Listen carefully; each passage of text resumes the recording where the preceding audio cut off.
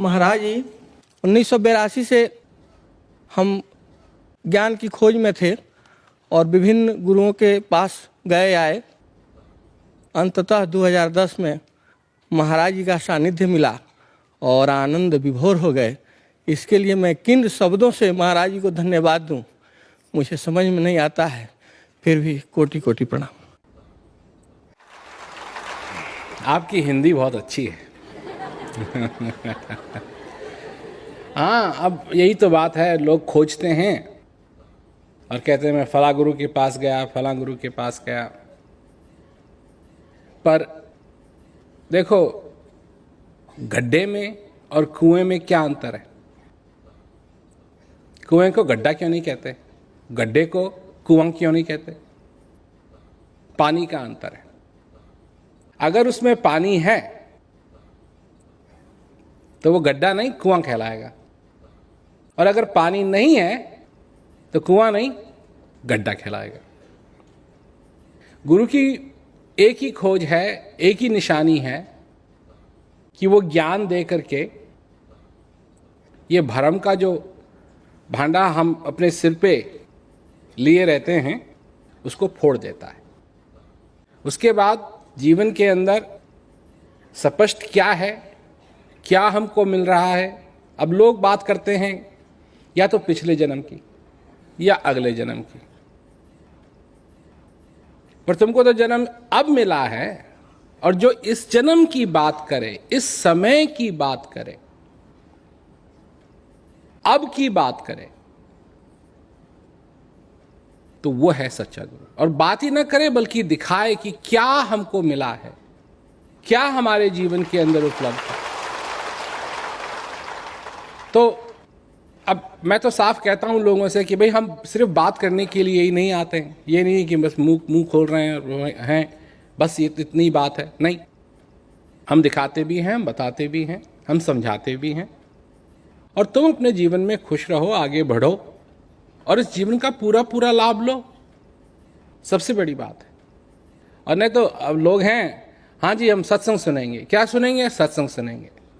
अब बैठे हुए हैं, सुन रहे हैं, दिमाग काम कर रहा है, सोच रहे हैं। क्या सोच रहे हैं? उटपटांग चीज़ों के बारे में सोच रहे हैं।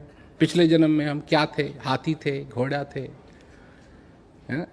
अब एक आदमी आया, वहाँ चीन का था वो, तो हमारी तरफ देखा उसने और कहता है कि आप पिछले जन्म में बादशाह थे। मैंने कहा तेरे को कैसे मालूम? कहा आपका कान देख के। तो उसके बाद फिर जब शाम को मैं बाथरूम में गया तो मैंने गौर से अपने कान देखे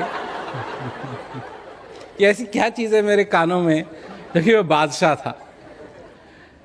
तो उसके सामने तो मैंने कहा कि हमारी बड़ाई करते रहोगे तो अच्छा रहेगा तुम्हारे लिए पर है नहीं कुछ।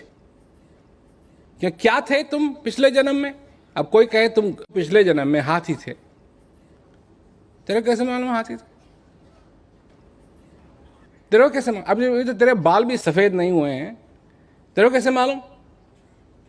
कह दिया और अगले ने स्वीकार कर लिया।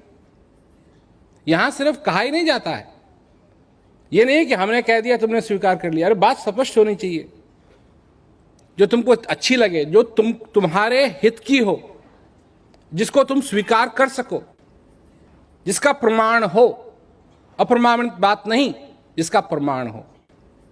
तो समझने की बात है अपने जीवन के अंदर। सत्संग है, सत्संग वो सत्संग है, मैं कल भी कह रहा था, कि जो हृदय से आता है, एक के हृदय से आता है दूसरे के हृदय तक,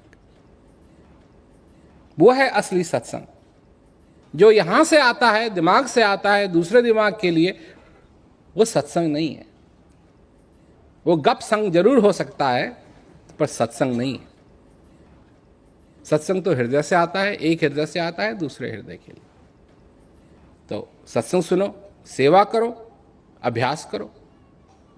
असली सत्संग सुनोगे तो सचमुच में विवेक होगा।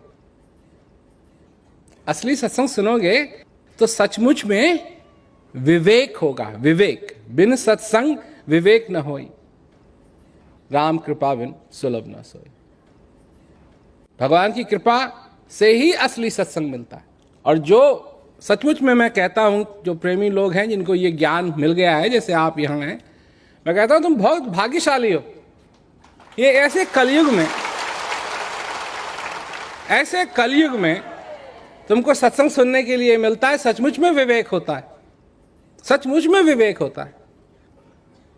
तो करो, समझो और खुश रहो अपने जीवन में।